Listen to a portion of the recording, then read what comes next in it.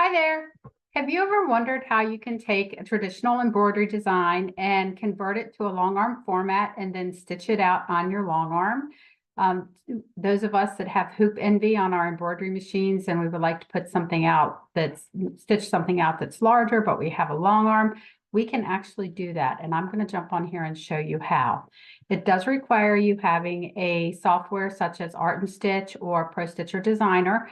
I own both of them. I'm going to show you for the sake of this video how I do it on Designer, but the steps are pretty much the same on Art and Stitch if you're familiar with that program. So you can just use the tips I'm going to show you here and convert it to Art and Stitch.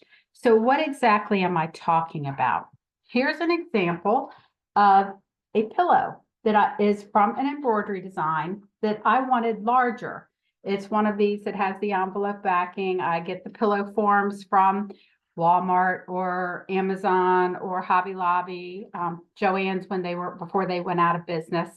And I actually just put the pillow form in here, and I can take a traditional embroidery file and use it on, I use them personally on a lot of home-dec projects, wall hangings, pillows, things for my porch out front. So flags, if I'm making flags for those little banner flags for my yard stands, I can actually do that on my long arm and make them larger than my largest hoop for my embroidery machine, which is 6 by 10.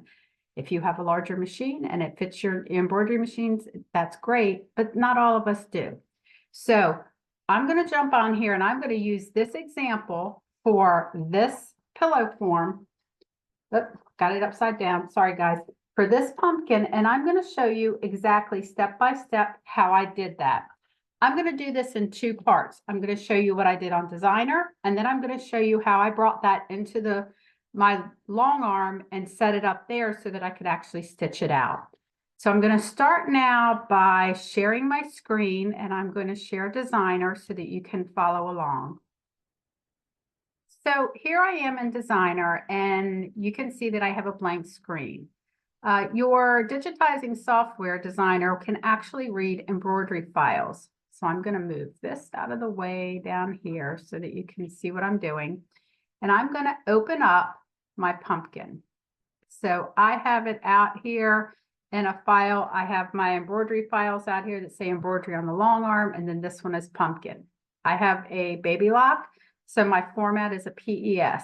It reads any embroidery file format. So if I come in here and I open it, here you will see my cute little pumpkin. You'll see over in this sequence window that I have 4 colors.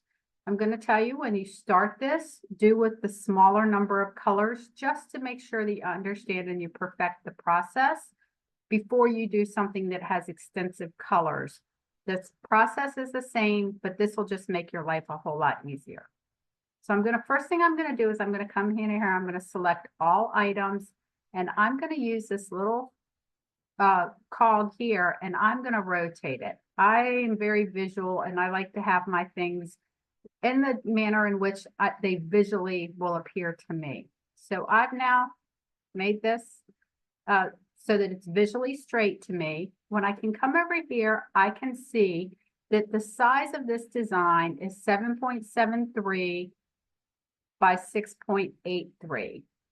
First thing I'm going to do is I'm going to make sure everything is selected, and I am going to come over here and I'm going to make sure my maintain aspect ratio and regenerate stitches is both selected.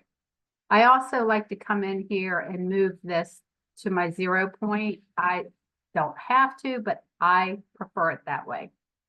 Now I'm going to come in here and I'm going to make this whatever size I want. Say I want this to be 12 inches wide.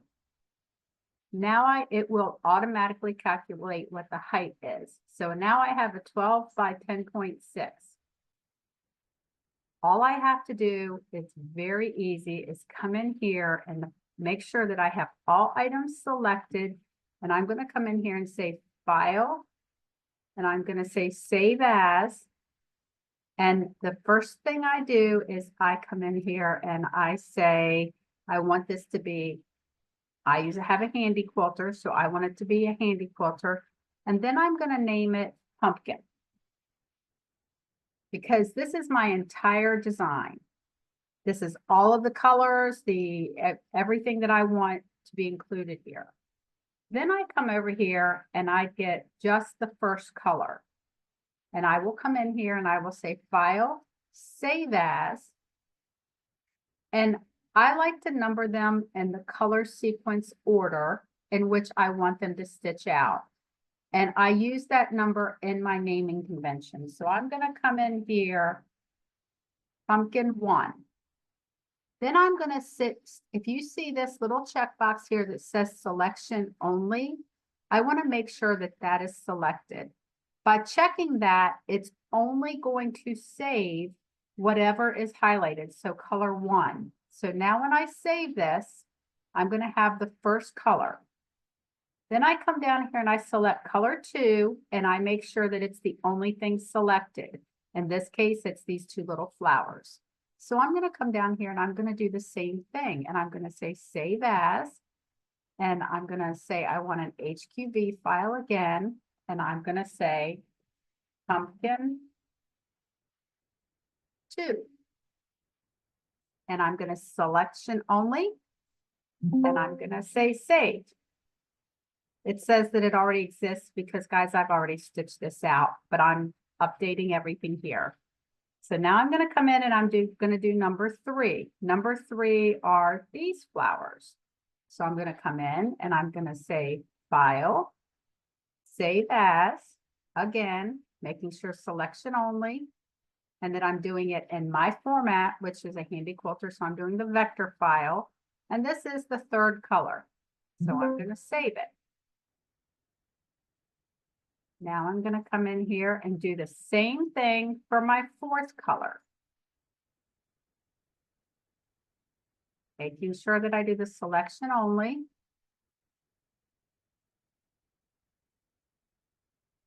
And I'm going to do 4. If I had 20 colors, I'd go all the way up from 1 to 20, and I'd make sure that they were all on here. I'm going to go back and do number 1 again, just because I want to make sure that I got it. Selection only.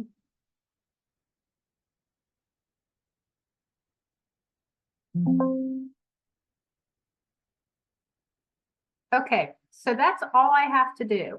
Now, when I go into wherever I stored these files, on my laptop, I can now save these to my USB and I can take them over to my Handi quilter, and I'm going to upload these to my tablet and I can stitch them out from there. This is going to be the end of video 1, and then videos, because I want you to be able to break this down into components. Please like and subscribe to this video so that you will get notified for when I upload part 2, which is how we actually bring this into our long arm and we stitch it out.